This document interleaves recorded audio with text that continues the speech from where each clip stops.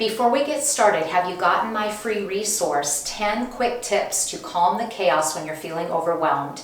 Go to thesuccess.life/free resource. This ebook has 10 quick strategies you can implement right away to help calm you down and tame the chaos, even in the midst of your challenges. Go to thesuccess.life/free resource. Welcome to the Intentional Leadership Podcast. This podcast will help you break through the barriers holding you back from the true life of significance you are meant to live. I'm your host, Janelle Bruland, and I invite you to join me each month as I share leadership lessons and specific strategies to transform your leadership, crush your goals, and love your life. As a high-achieving entrepreneur, there was a time when I was overwhelmed doing all of the things and found myself overworked and overcommitted. Through the power of intention, I learned how to shift my mindset and create success habits to achieve a healthy work-life balance and true joy in my life. Now I'm here to help you do the same. Don't just be the CEO of your business, be the CEO of your life. Let's get started. Hello and welcome to the Intentional Leadership Podcast. I'm Janelle Bruland. I'm Graham Yahtzee. And we're excited to be here with you today. Well, as we're recording this, we're actually at the end of the year. And one of the practices that we do with our coaching clients, and we also do ourselves as we get to the end of each year, is a process called year-end reflection. And we think that that's important. And you should do it too. We're asking you to come along with us because what we're going to do is share 22 leadership and life lessons that we've discovered as we've reflected back over this last year. Yeah, some of them are brand new and others are just really good refreshers or a new look on it. Exactly. Well, we won't take any more time. Let's go. Number one, your health is your top priority. Definitely. Wow. Did we see this and were reminded of this year, is that our health is so important. Yeah, we ourselves, our friends, family, people have had health issues. And I know for me personally, I didn't really do what I normally do as far as exercise. I was planning on doing the Boston Marathon in 2020. When it got canceled, I just kind of lost my mojo.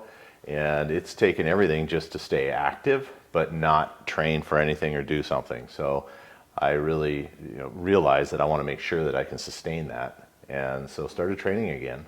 I know you did. I'm proud of you for that. Good for you. And we were talking to one of our colleagues the other day who said this: your head is always going to be walking around on top of your body. Hope so.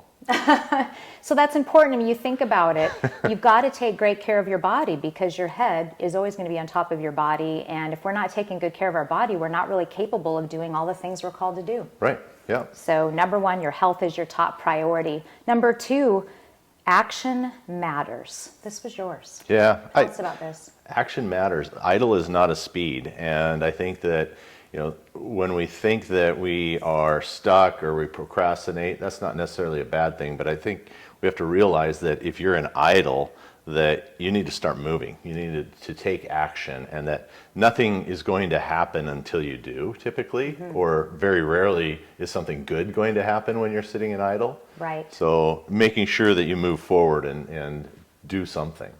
And exactly, we've had a couple clients this year who specifically brought us this issue. How do I deal with procrastination? And one of them that we were working with really knew what he needed to be doing. He actually knew that he had to make some decisions to move forward, but there was some fear in how that was all going to go. And so instead, he did nothing for a while. And it wasn't until we came alongside and started looking at it together that he realized, I need to take action on this. And then he went forward and took action. So that's certainly important. Actions matter. Yeah. Number three, you can heal your mind. This one's for you. Yes, I really learned this year, and really exciting that we actually do have the power to heal our own minds. And scientists used to believe, if you didn't know this, that once you became an adult, your brain was done. It didn't change anymore at that point, and it was unable to do so. And now new science has proved that your brain actually can change through a process called neuroplasticity.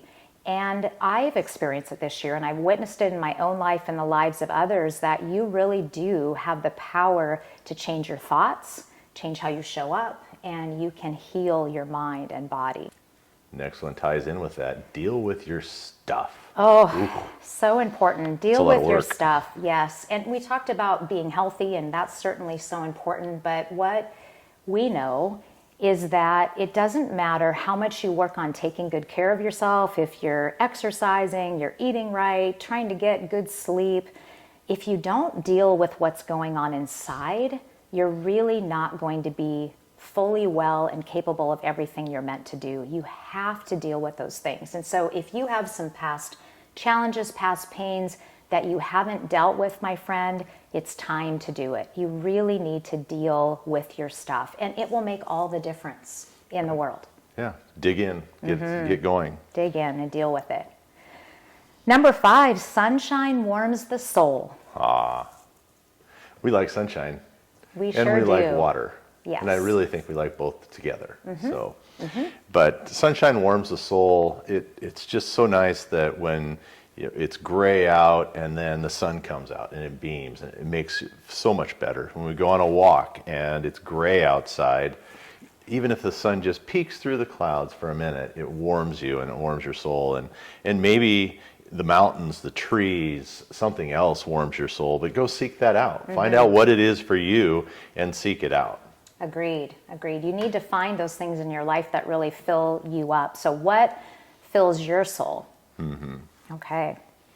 Number 6, live your best life now. Oh, you know that this is one of my mantras, and I say this in my book, The Success Lie, but really it's an important truth, and something that is a lesson in life, is that we need to live our best life now, because we don't know how much time that we have. I mean, you could be 80 years old, but you're going to live to 120. You've got a long life ahead of you yet. Or you could be 35, but maybe your life ends when you're 40. Well, that makes a pretty compressed amount of time. So wherever you are, whatever age you are, it doesn't really matter. Don't you want to live a life you love now? So live that life you love. That's good.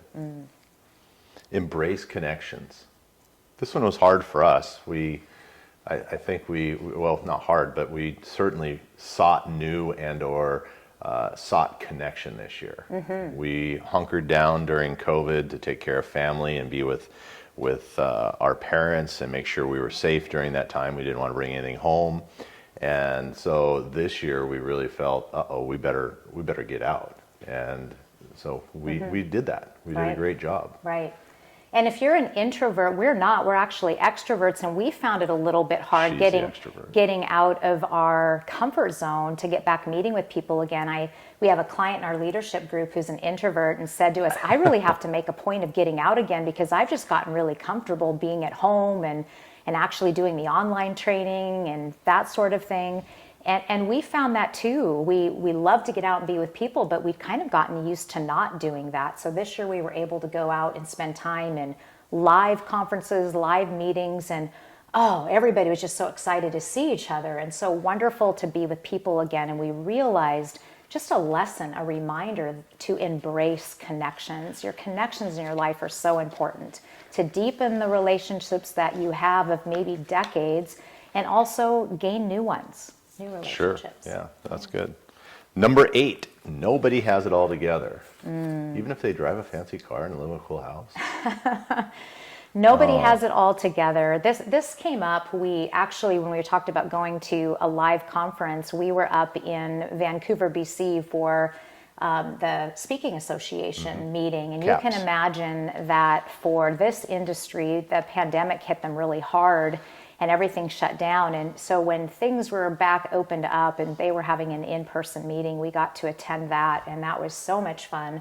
And we had a Hall of Fame speaker who got up in the front of the room, big smile on her face, looked at everybody there and said this: there is nobody in this room that has it all together.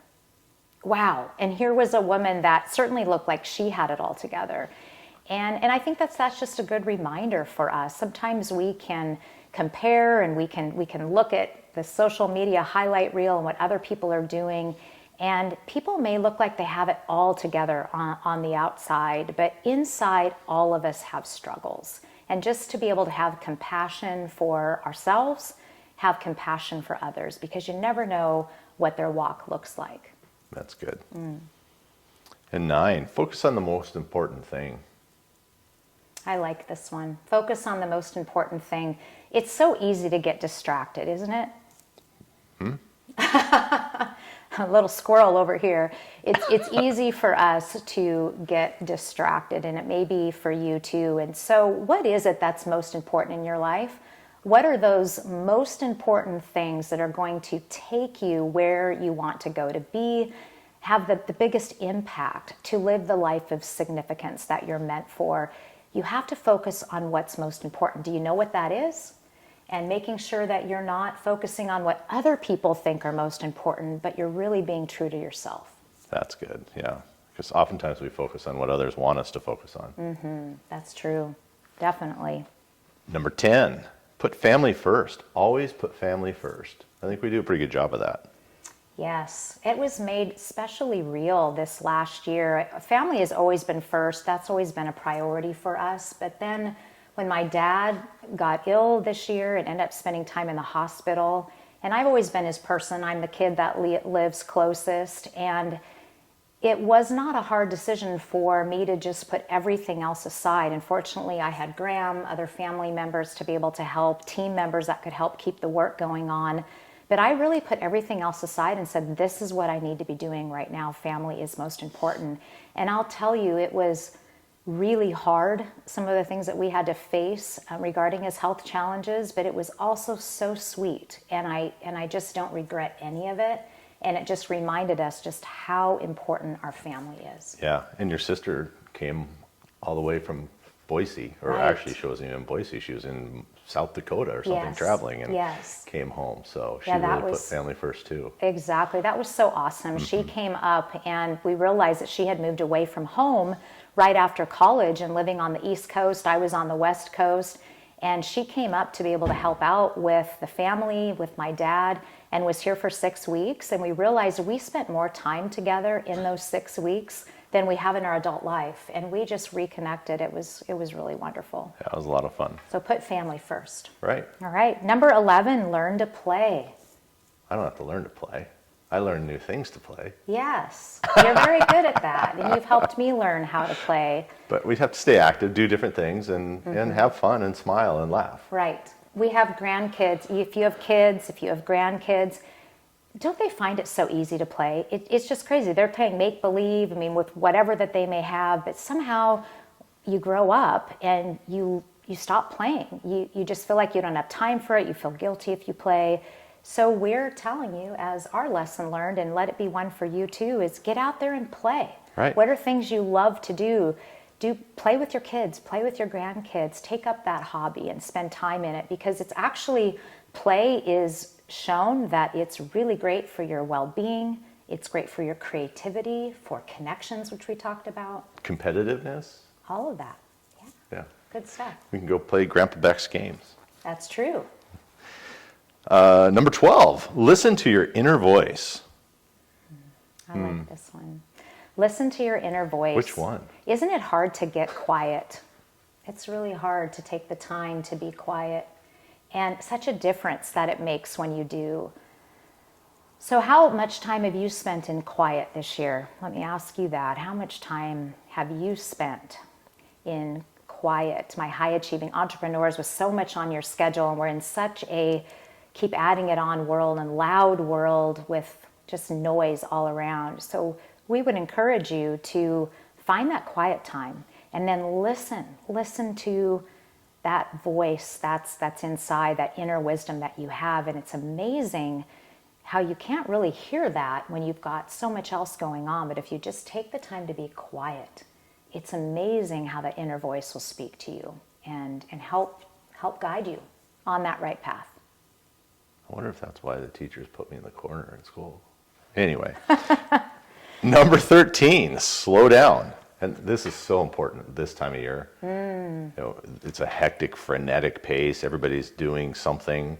Thanksgiving, Christmas, whatever you're doing, then New Year's, and boom, it's over. And right. We lose track of time. Yeah, this is the number one thing we help our clients with, is just helping these high achieving, overwhelmed entrepreneurs like you slow down, savor the moment, be present, really appreciate those moments. And it's just really important to do that. We actually took a sabbatical in the last year, which was a bit of a forcing slowing down, and highly recommend it. You have to plan for it for sure, but you can do it, and it's a time that you can completely unplug and slow down, get that playtime into. Really great for you. If you want to learn more, check out my sabbatical series. It's in my blog series, and check it out to learn more. I highly recommend it. Yeah, no, that was amazing. This one, 14, choose faith over fear. Excellent.